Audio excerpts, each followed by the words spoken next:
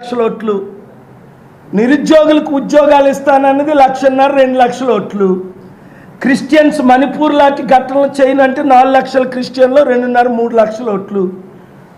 మరి బీసీని కాపుని దళితుడిని కనుక క్రిస్టియన్ 52% పోని ఓ 10% వేసుకున్న 1,40,000 ఓట్లు.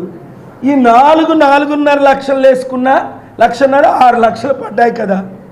బొత్స ఝాన్సీ ఏం చేస్తుందని ఓట్లు వేశారు, అప్పుడే 4 లక్షలు వేశారు. ఇప్పుడు ఎన్ని వేశారు, తక్కువే వేశారు. భరత్ ఏం చేస్తాడని అప్పుడే 4 లక్షలు పడ్డాయి. ఇప్పుడు ముస్లిం క్రిస్టియన్స్ ఎవరు ఆయనకు ఓటేయలేదు. మీరు ఎలా లెక్కలు చూసుకున్నా చెరుకో 3 ఇచ్చినా ఇంకా మిగిలిన 14లో 8, పోన్ చెరుకో 4 ఇచ్చినా 14లో మిగిలిన 6. ఎక్కడొస్తాయి వాళ్ళకి 4?